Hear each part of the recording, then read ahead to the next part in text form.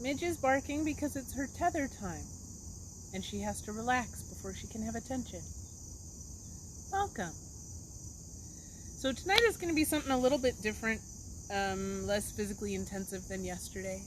We're not going to do any yoga. We're going to do, like, soul yoga. Yesterday we did third chakra, right? Solar plexus, and we talked all about self-confidence, self-esteem, courage, and I left out compassion, but compassion for yourself as well as for other people. And so tonight we're going to discuss a little bit about compassion for others in the context of Sarah and Hagar. If you're not familiar with the story, it's Abraham's wife, Sarah, who had Isaac. And there's a lot of stuff that we could delve into in this. Usually we talk about the Akedah, right? The binding of Isaac, the story of Abraham taking his son Isaac, laying him on the altar. Angel says, don't kill him, blah, blah, blah. I don't know about you, but I'm kind of sick about hearing about men. I would rather talk about women. And this is a very compelling story. There's a lot to unpack here. Hagar was a chattel slave, and she was owned by Sarah and Abraham. And when Sarai was unable to conceive, she sex trafficked Hagar, essentially. She said, Abraham, if you've watched Handmaid's Tale, you know the story also. She said, why don't you take this slave as though she were me? You can reproduce with her, and the resulting kid will be as though it was my child. Bear in mind, Sarah did absolutely none of the raising of Ishmael, as far as we know. She did not breastfeed. She did not rock him to sleep. She did not really associate with him much in any way.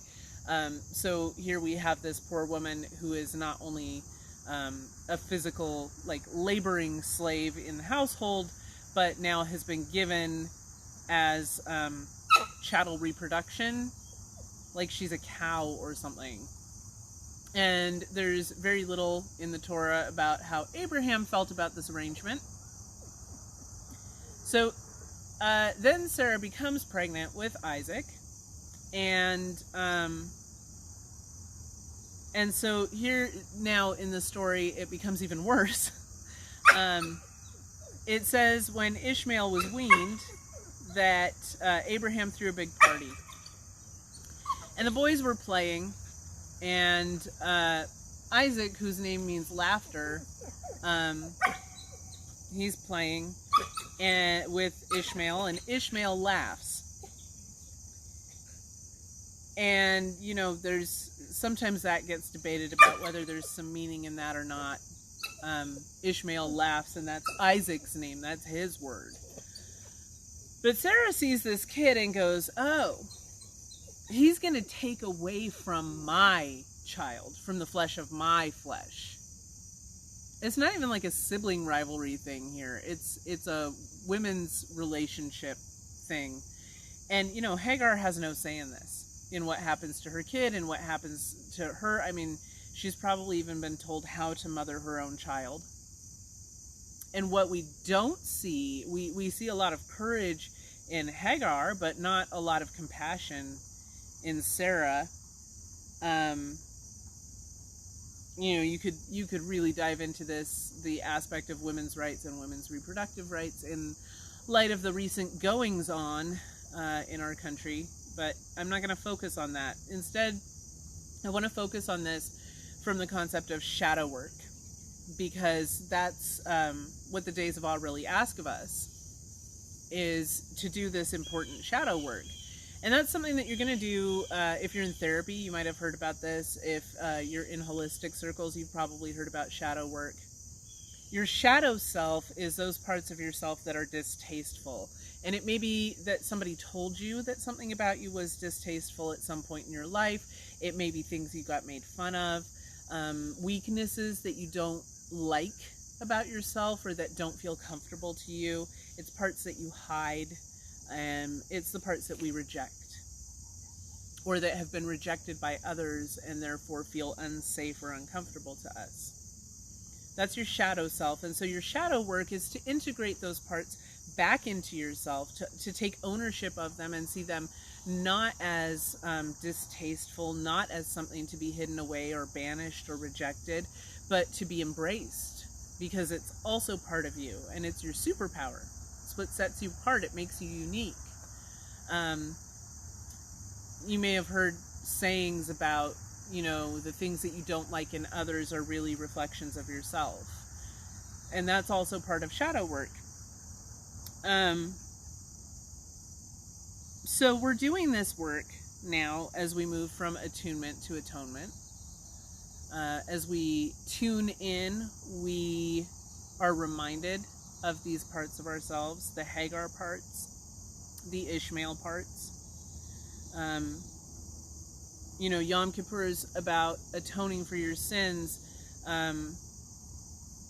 and the ones that you've sinned against God can forgive, but the ones that you've sinned against your fellow man, he can't forgive, or she, higher power, the eternal, whatever you call your supreme being of choice, can't forgive those things. You have to seek forgiveness from the person that you've harmed.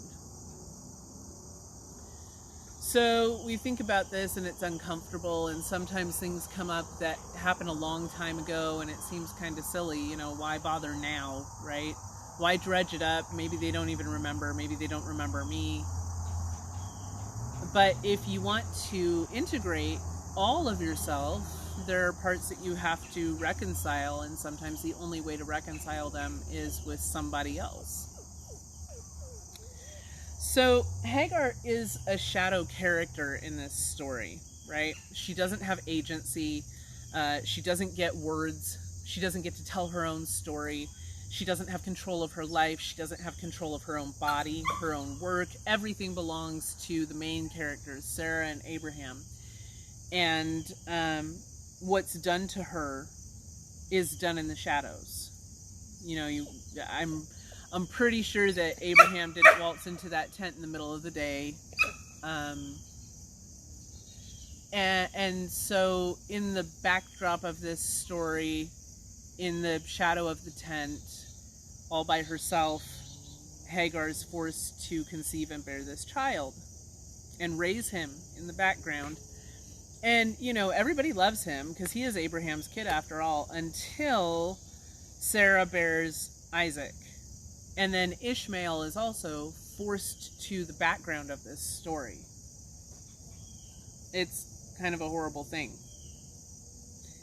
And Hagar's watching her son grow up in Isaac's shadow, just like she's been living in Sarah's. It's not very comfortable. And then her own exit from chattel slavery is also not by her choosing. Sarah kicks her out. She sees these two kids playing. She says, if I don't get rid of Ishmael and his mom, eventually he's going to grow up, and because he's firstborn, he's going to take what I want for my own kid. They got to go. And she kicks this other mother, who's a mother by her command, out into the desert, banishes her away from her life, out of sight, out of mind, with no provisions, no money, no mode of transportation but her own 2 feet, and this just weaned child. So what, like a year and a half, 2 years old? And there's no reconciliation in this story, from a Talmudic or rabbinic perspective. Okay, sure, there's a reconciliation later on when the descendants of Ishmael and the descendants of Isaac find a way to come together.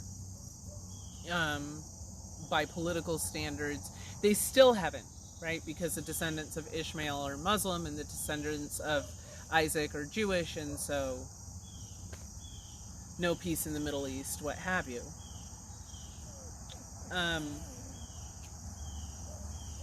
And then a literal shadow is Hagar's despair and also her salvation, or Ishmael's, because after they've wandered the desert and the water has run out, she places her child in the shade of a tree, in the shadow of a tree, and sits there and expects to die. And she doesn't. She gets rescued. And they go on to have long, more fulfilling lives. But, you know, there's this concept of banishment in reflection with our soul searching and our atonement, our becoming one with. That was a whole person that Sarah couldn't reconcile, that she couldn't atone with, couldn't become one with, that she didn't want illuminated. She wanted it separate and hidden and away from her. So between working on our solar plexus chakra and our heart chakra, I encourage you to take some time to sit with yourself in meditation or in practice and ponder your shadow self. What are those parts that you would rather hide away? What are the parts that you don't readily own up to? What are the things that have happened that you need to reconcile? And whether you can heal that through holistic means or through action with your fellow man or through therapy or medication or journaling or spirituality or whatever other means feel good to you and make that help facilitate that healing, I encourage you to explore those as well. So that's it. That's the message. Women, don't be terrible to other women. Try and be compassionate. And I guess, you know, to tie this again back to reproductive rights, be compassionate because you don't know what other women are going through. And it's really entirely not your place to judge. You don't know if somebody's been Hagar, and it's kind of not your business. What is your business is to be compassionate and to help others find their strength and courage from their center and to work from yours. That's it. That's all I got. See you next time when either we will be in practice and or we will be discussing Jonah and consumption.